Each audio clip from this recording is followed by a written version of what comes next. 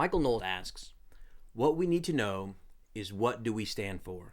Ben Shapiro claims we who are conservatives will not get an honest account of what is happening politically from the media. How right you guys are.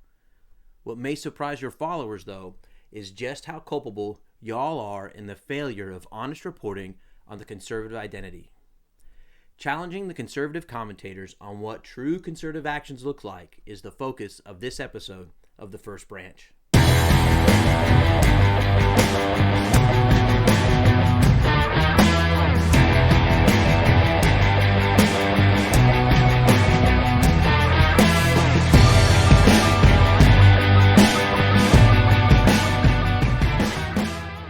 I am a proud conservative who has no issue shouting from the highest hills that I have left the Republican Party.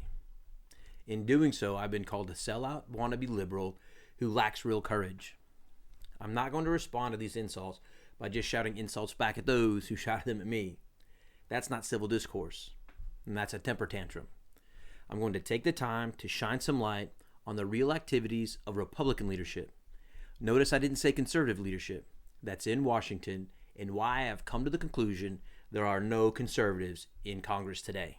But before we get started, if an honest, hard-hitting, courageous biblical approach to political problem solving is what you want, then click that subscribe button and tap that bell icon to be alerted of when we post new videos and publish new proposed legislation. All right, let's roll up our sleeves and get right into it. What is about to follow is just the facts of what our leaders are doing in the House of Representatives there in D.C. I'm going to compare their actions to what the pillars of each political party has stated its published goals are according to their very own website. It should really not be a surprise to any of us who is actually doing what they said that they would do and those who are failing miserably.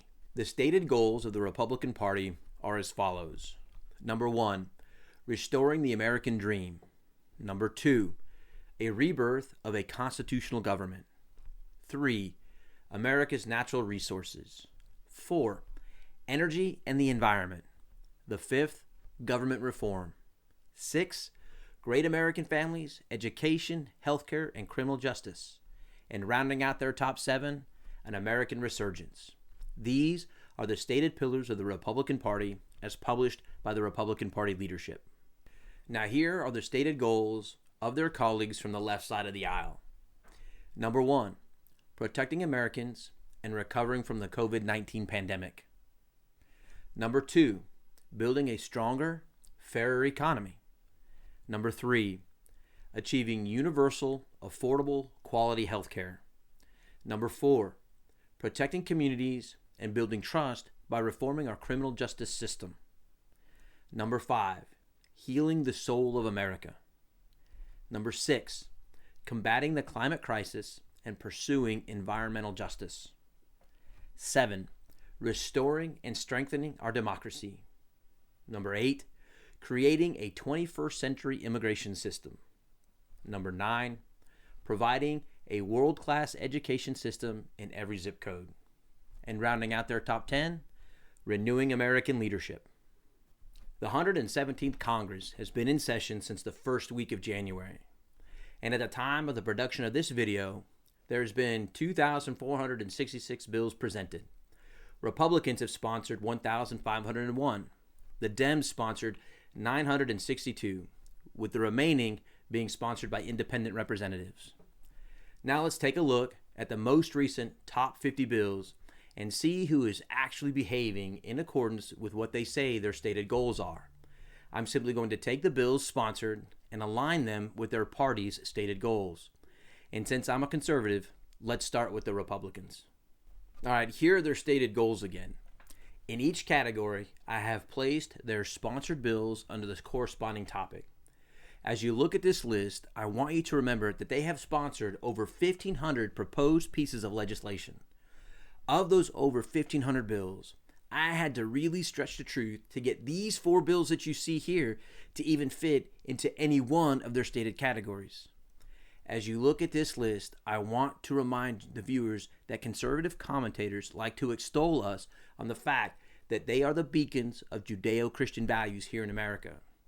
After all, these are the same values our country was founded on. So I'm going to take some time to remind those who believe in those values what the Bible says concerning actions speaking louder than words. James chapter 1, verses 20 through 25 reads, "But be ye doers of the word, and not hearers only, deceiving your own selves. For if any be a hearer of the word, and not a doer, he is like unto a man beholding his natural face in a glass. For he beholdeth himself, and goeth his way, and straightway forgetteth the manner of man he was. But whoso looketh into the perfect law of liberty, and continueth therein, he being not a forgetful hearer, but a doer of the work, this man shall be blessed in his deed." And 1 John 4:1 states, "Beloved, believe not every spirit, but try the spirits whether they are of God, because many false prophets are gone out into the world." Here the Apostle John is encouraging Christians to measure one's actions against their words and against the truth. That's all I'm doing here tonight. Is the Republican Party acting in accordance with their stated goals? Look, these goals are awesome goals. I agree with the pillars of the Republican Party. They are worthy goals to shoot for. Working to align our behavior with these stated goals will no doubt reverse the trend of the socialist agenda on the left. The issue here is clear. Republicans in Congress have no desire to move their party in this stated direction. These pillars exist for the purpose of optics alone. This will become much more evident later on in the episode.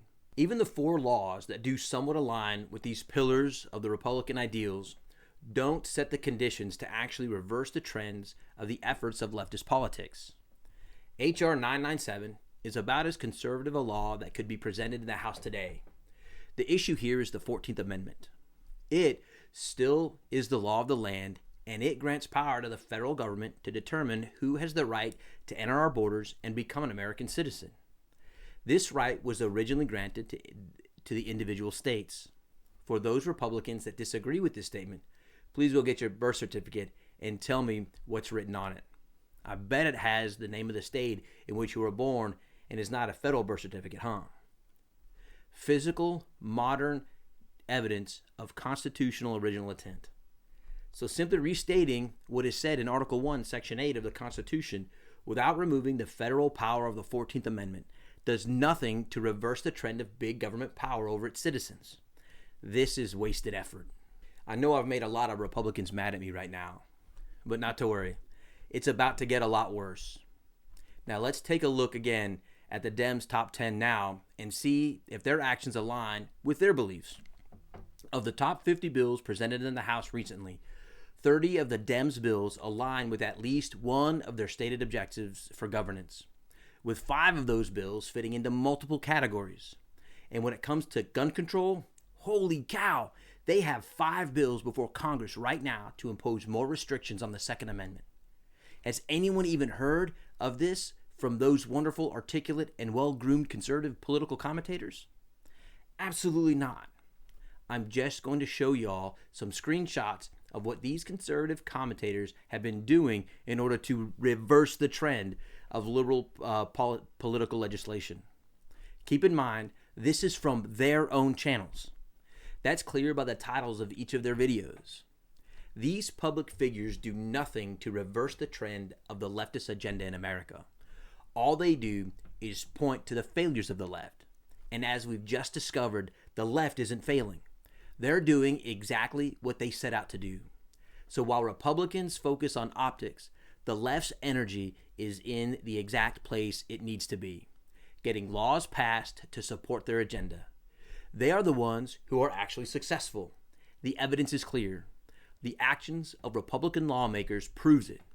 And to just pile on more evidence of their failures, we here at the First Branch have submitted 3 bills to Roger Williams. He's the Republican representative for the 25th Congressional District here in Texas.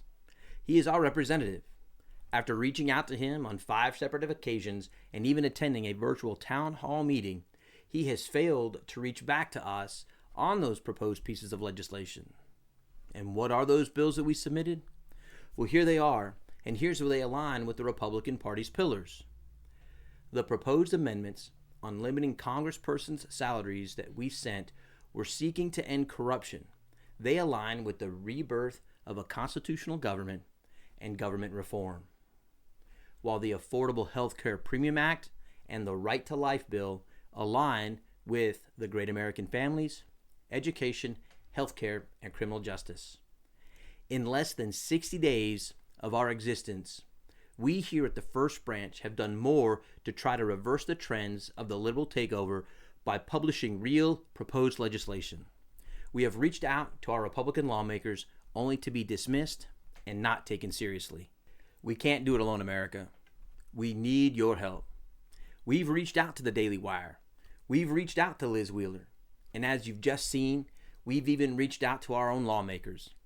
They are not interested in fixing the issues. The evidence that we just presented proves it. So let's get the word out. There is a conservative program that is taking a proactive approach to solving the political problems that are faced by conservative Americans. I'll tell you what, I'm just going to do this. I think my wife is going to be a bit mad with me about what I'm about to do, but I'm just going to issue a challenge to Ben Shapiro, Liz Wheeler, and Michael Knowles. I'm going to put my money where my mouth is.